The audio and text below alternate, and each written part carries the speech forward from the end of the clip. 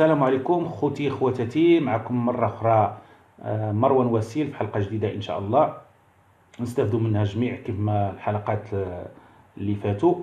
الحلقة ديال اليوم جاوني عليها بزاف ديال الطلبات والأسئلة من الإخوان والأخوات.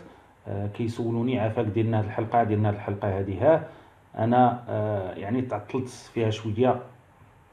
أول حاجة يعني خاصني نتاكد من المعلومات، لان التجربه ديالي على هذه الحلقه هذه داز عليها واحد 10 سنين هكاك، وراكم عارفين القوانين كيتبدلوا مره. يعني خاصني نتاكد من المعلومات اللي نعطي للناس اللي كتشاهدني. ماشي التجربه ديالي دازت على واحد المده، داك الشيء باش ما درتهاش دغيا. كما قلت لكم قبل ما بغيت ندير هذه الحلقه هذه قلت نسول الناس، يعني الناس اللي مختصه في الدومين هذا. يعني واحد السيد الله يكثر خيره عنده مكتب عمومي ديال الخدمات تابع القنصليه ديال طورينو. شي ناس اخرين اللي دازوا من تجربه في هذه الاعوام القليله، يعني ماشي بحالي انا مده، انا باقي عاقل على شي حوايج، ولكن راه نورمالمون 10 سنين راه بزاف، راه غادي يتبدلوا سميتو يتبدلوا القوانين يعني بكل تاكيد. داك الشيء علاش اول مره غنستعمل الورقه دونت هذاك الشيء باش نكونوا يعني باش نبقى عاقل على سميتوها على الامور اللي قال لي داك السيد واللي قلبت عليها وسميتوها، باش الناس يعني تعرف اشنو اللي تابعه وشنو هما الاجراءات والوثائق اللي تابعهم على حساب هذا الموضوع هذا. تقريبا بان لكم اشنو علاش غنهضروا ان شاء الله. هو البيرمي المغربي كيف يمكن ليك تبدلوا البيرمي الايطالي، يعني شنو هما الوثائق والاجراءات اللي خاص الانسان يتبعهم باش يمكن ليه يبدل البيرمي المغربي الايطالي باش يمكن ليه يسوق هنا في ايطاليا. هو ماشي شي حاجه هو ماشي شي حاجه صعيبه، كيبغي شويه ديال ديال الصبر وشويه ديال الوقت، فهمتيني، وان شاء الله يكون خير. ولكن خاص واحد الامور يديرها ببالو الانسان ضروريه وخاصو يتجنبها. اول حاجه يعني البيرمي خاص يكون ماشي داك المؤقت، لان واحد الوقت ما عرفتش انا دابا واش كيفاش السيستم دابا في المغرب، واش باقي ولا ما باقيش. يعني فاش كدوز البيرمي في المغرب كتنجح كيعطوك واحد البيرمي مؤقت فيه عام ولا عامين، ما بقيتش عاقل، عاد من بعد كيعطوك ديال 10 سنين. هنا في ايطاليا ما خاصكش تجيب هذاك المؤقت، خاصك تجيب هذاك ديال 10 سنين الا باقي، فهمتيني، ولا ما عرفت دابا واش ولاو كيعطيو ديريكت ديال 10 سنين، ما عرفتش. المهم الاساس انه البيرمي خاص يكون ديال 10 سنين تجيبيه هنا لايطاليا. ثاني حاجه خاص البيرمي تكون فيه الاقدميه عامين على الاقل، فايت عامين، يعني واخدو فايت عامين باش واخدو تماك في المغرب. لان جيتي به يعني بحال واخدو في 2018 وجيتي هنا لايطاليا، دفعتي الوراق البيرميسو دي سوجورنو، ما خاصكش تدفع لشهاده السكنه، يعني تاخذ لا كارت ناسيونال هنا ديال ايطاليا او دير شهاده السكنه. الا درتي شهاده السكنه والبيرمي عندك ما فايتش عامين واخدو في المغرب، راه ضرب لك كلشي في الزيرو، يعني ما غاديش يقابلوه ليك، خاصك دوزو هنا في ايطاليا. وحاجه اخرى كيطيحوا فيها بعض الناس، ديروا بالكم وفهمتيني، واللي تفرج الفيديو يشاركوا مع الناس باش الناس تزيد تستافد اكثر واكثر. الناس اللي ما خداش البيرمي، ما واخداهش في المغرب، وخرج لها التجمع العائلي او كونطرا وجات هنا لايطاليا، كنقولوا حنا اجي ما عنديش بيرمي، نجي هنا لايطاليا ندفع الاوراق ديالي، ندفع البيرميسو دي سوجورنو ناخذو ونرجع للمغرب، ندوز الامتحان تماك، نمشي نشوف شي مدرسه ديال التعليم السياقه، ندوز الامتحان تماك، حيت ساهل وحيت اللغه ديالنا يعني كلشي ساهل، وعاد نجي لهنا لايطاليا ونبدلو. لا يا اخي ولا يا اختي، راه الا ما كنتيش واخد يعني بلا ما عندكش بيرمي وجيتي دفعتي هنا البيرميسو دي سوجورنو، راه ما غاديش سميتو اين فوا دفع البيرميسو دي سوجورنو راه ما غاديش يبدلوه ليك، لان غادي يشوفوا البيرميسو دي سوجورنو قبل من عاوتاني من سميتوها. راه ماشي حيك ماشي الكيستون ديال شهاده السكنه وحده في هاد في هاد الحاله هذه راه ما كيقبلوش عليك، واخا ما تكونش دافع شهاده السكنه، خاصك تدفع البيرمي تجيبو معاك من المغرب. الا كان جديد وجيتي هنا لايطاليا، يعني ما فيتش عامين جيتي هنا لايطاليا، خاصك تدفع عندك بيرمي جايبو معاك، كتدفع البيرمي دي سوجورنو، ولكن ما تدفعش شهاده السكنه، ما تكونش عندك لا كارت ناسيون ديال ايطاليا، تصبر هاد العامين حتى تفوت. فهمت؟ يعني واضح هاد الشيء، حتى تفوت عادي تتفوت هذيك العامين عادي يمكن لك تبدلو. هذه الناس اللي واخدين بيرمي جديد. اما الناس اللي واخدينه 3 سنين او 4 سنين او 5 سنين وزيد عليها، كتجيو ان شاء الله كتدفعوا الوراق ديالكم، يعني بيرميسو دي سوجورنو ديالكم عادي، من بعد كتدفعوا لا كارت ناسيونال. وراه هضرت لي، راه داير لكم حلقات سابقه يعني شنو هما الاجراءات فاش ديال اللي كتدفعوا ديال بيرميسو دي سوجورنو او بطاقه الاقامه، وشنو هما الاجراءات باش تاخذوا شهاده السكنه او لا كارت ناسيونال ديال هنا ايطاليا. المهم فاش كتاخذوا هاد الوثائق كلها اشنو ومع صافي كتاخذهم، اشنو غدير؟ كتبغي تبدل البيرمي المغربي البيرمي الايطالي. هي اول حاجه فاش ان شاء الله يعني عندك البيرمي قديم من المغرب كتجيب معاك وثيقه واحده، هذيك الوثيقه ديال من عند سيرفيس ديميل ديال المطابقه بان هذاك البيرمي راه واخدو بطريقه قانونيه، يعني ماشي مزور سميتوها.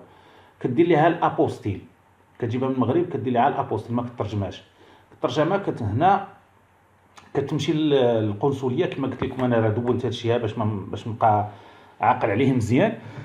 كديوها للقنصليه باش يبدلوا لكم هذيك الورقه ديال السيرفيس ديميل، هما كيبدلوها يعني كيترجموها وكيجيليزيوها. شنو كتحتاجوا في القنصليه؟ هذيك سميتو كديو البطاقه الوطنيه المغربيه ديالكم لا كارت ناسيونال، بطاقه سميتو الاقامه ديال هنا ديال البيرميسو، و الورقه ديال السيرفيس ديميل كيدار ليها كما قلت لكم الابوستيل في المغرب، ومن بعد كتاخذها للقنصليه وهما كيتكلفوا يعني بكل شيء، يعني كيترجموها وكيجيليزيوها. كما قلت لكم يعني القنصليه ما بقاش يعني سبحان الله الخدمات ديالها ولات شويه سريعه، يعني هذاك الشيء راه سير بلاص، يعني غادي تسين واحد كاع الا تجهدات ساعه كيعطيوكم هذيك الورقه ديال سميتو ديال السيرفيس ديميل مع البيرمي ملاصقين مترجمين انجليزيين قادين مصاوبين. من بعد فاش كتاخذهم كتمشيو للبلديه اللي تابعين ليها نتوما هنا في ايطاليا اللي ساكنين فيها، كديهم باش تجيليزيوهم عاوتاني. هذوك الورقات اللي مترجمين باللغه الايطاليه كديهم تجيليزيهم في البلديه اللي تابعين ليها هنا في ايطاليا. الثمن باش نحدد لكم، لان راه كاين شي حوايج حنا البلاصه اللي تابع ليها هنا شي حوايج كيتصاوبوا عندنا حنا فابور، بلايص اخرى كيخلصوا عليهم. صحابي كيقول لك لا حنا كنخلصوا عليهم. يعني باش نقول لكم الثمن يعني راه غادي مهم. بحال هنا عندنا حنا كتخلص عليها 16 اورو، كيقول لك سيمانه ورجع حتى ل 10 ايام ورجع 16 اورو ديال اللي كتخلص عليهم ديال الفلوس. من بعد اسبوع او ديك 10 ايام كترجع وكتاخذهم. ديك الساعه كتشوف الناس اللي عندهم تجربه ديال البيرمي، يعني اللي كيعرفوا دوك السيارات التعليم اللي كاين هنا في ايطاليا او المنطقه اللي تابع ليها، حتى هما الثمن كيختلف من مدرسه لمدرسه، ولكن دير بالك بان غادي تخلص بين 160 اورو حتى 180 اورو، كيختلف. حتى هما كيطلبوا لكم سميتو جوج تصاور، يعني كل لور ديالهم ابيض بحال ديال الباسبور بحال ديال البيرميسو دي سوجورنو. غادي يطلبوا لكم فوتوكوبي ديال البيرميسو دي سوجورنو، فوتوكوبي ديال الكوديتشي فيسكالي، فوتوكوبي ديال الكارتا ديدينتيتا حتى هي، لا فيزيت ديال العينين. انا باقي نعقل درتها عندهم خلصت شي 30 اورو. كيجي الطبيب واش مره في نهار الثلاث ومره نهار الخميس، هما كيعطيوكم الرونديفو. ولكن هذاك الدوسي فاش كديوه ليهم كيفيريفيو كاملين، كيشوفوا البيرمي ديالك واش واخدو قبل مشاهده السكنه وكيقلبوا كل شيء. الا كان هذاك الشيء مقاد صافي كيدوزو وكيعطوك الرونديفو على حساب لا فيزيت ديال العينين صافي، وكيعطوك واحد الورقه بحال الروسي وكيقول لك من هنا شهر ارجع باش تاخذ البيرمي ديالك. هذا الشيء اللي كاين الخوت نتمنى اللي عنده شي اضافه يزيدها، اللي فايت دايز من هاد التجربه هادي، اللي عنده شي سؤال مرحبا. الا نسيت شي حاجه فكروني فيها، ولكن هذا هو سميتو، هذا هو بصفه عامه اشنو هما المتطلبات وباش يمكن الانسان يبدل البيرمي المغربي للبيرمي الايطالي. نعاود لكم بخلاصه، الانسان الشخص اللي واخد البيرمي فايته المده ديالو ديال عامين، يجي معاه من المغرب ورقه من سيرفيس دي ميل، يدير لها الابوستيل، يجيبها هنا لايطاليا، يديها للقنصليه اللي تابع ليها هنا في ايطاليا، يا في طورينو يا في بولونيا يا في روما يا في باليرمو حتى هي يمكن كاينه تماك، المهم اللي تابع ليها يدي هذيك الابوستيل مع البيرمي ديالو تماك في القنصليه، كيترجموهم ويجيليزيوهم.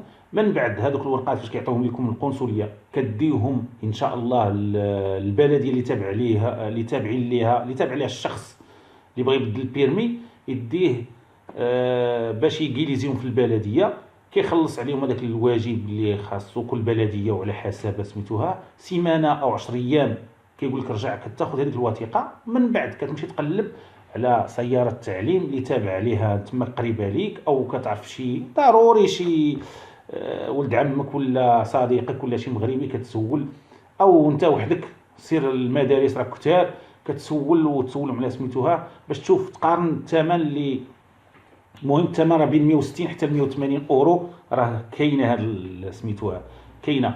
حتى هما كيفيريفيو ليك هذوك الوراق، كيطلبوا لك جوج تصاور او 3 تصاور، فوتوكوبي ديال الوراق سميتو الوراق ديالك، يعني بيرميسو، كارت ديدنتيتا وكوديشي فيسكالي ولا فيزيت ديال العينين.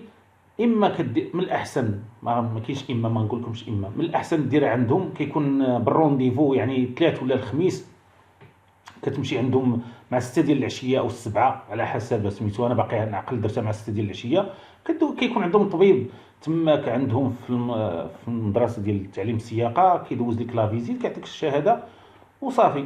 هذوك الوراق من بعد ما كيفيريفيهم كيعطوك واحد الروسي، هذاك الروسي يمكن لك تسوق به، داك الروسي يمكن لك تسوق به، وكيقول لك من هنا الشهر، ولكن من الاحسن الواحد يتجنب، اللهم قد فهمتيني يعني شهر ما دا ما جاب سميتوها يعني كيقول لك من هنا شهر جيت تاخذ البيرمي ديالك وصافي. نبينا عليه السلام يعني هذا هو الواحد اللي بغى يبدل البيرمي.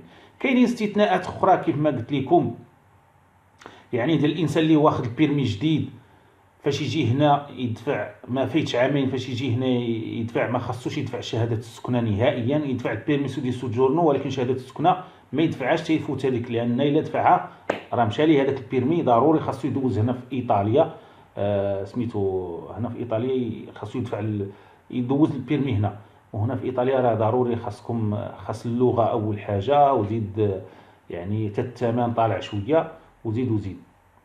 وحاجه اخرى الناس اللي ما يعني ما عندهاش البيرمي، حاجه اخرى عاوتاني نحذركم فيها، اللي ما عندهاش البيرمي خاصها تجي معها البيرمي من المغرب، ماشي تقول راه حتى نجي هنا لايطاليا وندفع البيرمي سودي سوجور نرجع للمغرب ندوز الامتحان وناخذ البيرمي عاد نجي به تماك، راه مشى لك عاوتاني نفس الحاله ديال هذيك ديال العامين.